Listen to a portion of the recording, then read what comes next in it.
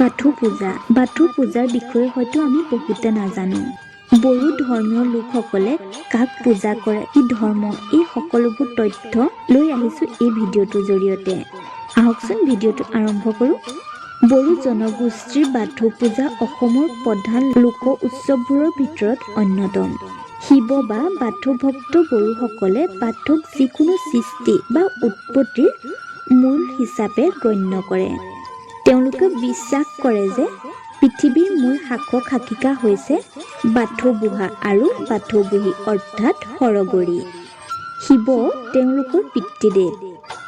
বাথৌ পূজাৰ দিনা সিজু আৰু তুলসীৰ গছৰ দুটা ডাল একেলগ কৰি তাৰে বাথৌ বেদীত শান্তি পানী ছটিয়ায়।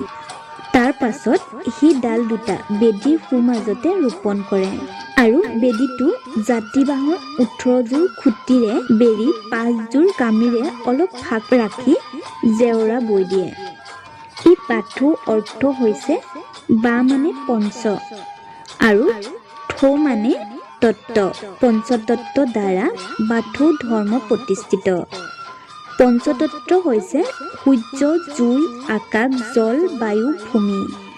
এই পঞ্চধাতু হিচাপে সিজু গছক পূজাত ব্যৱহাৰ কৰে, কাৰণ সিজু গছত 5টা হীৰা থাকে আৰু এই 5টা হীৰা এটা এটা ধাতু অৰ্থাৎ সূৰ্য, জুই, আকাশ, জল, বায়ু, ভূমি হিচাপে ধৰি লয় আৰু পূজা আগবঢ়ায়। সিজু গছক বড়ো সমাজে শান্তি, সম্প্ৰীতি আৰু ৰক্ষণাবেক্ষণৰ প্ৰতীক বুলি ভাবে। এই পূজা কৰা বেদীত সিজুডালৰ তলতে এটা ঘূৰণীয়া শিল আৰু কুকুৰাৰ কণী দি বাথৌ দেৱতাক পূজা কৰে আৰু সকলোৱে সেৱা আগবঢ়ায়। অতীজতে এই পূজাত গাহৰি, কুকুৰা, হাঁহ, পাৰ আদি বলি দিয়া হৈছিল, কিন্তু বৰ্তমান বলিৰ প্ৰথাৰ প্ৰভাৱ হ্ৰাস পাইছে। বাথৌ পূজাৰ বেদীৰ চাৰিওফালে দেওধনীয়ে হাতত ঢাল তৰোৱাল লৈ নৃত্য কৰে। ইয়াক খেৰাই নৃত্য বোলে। বাথৌ পূজা মাঘ মাহৰ 2য় মঙলবাৰে অনুষ্ঠিত কৰে।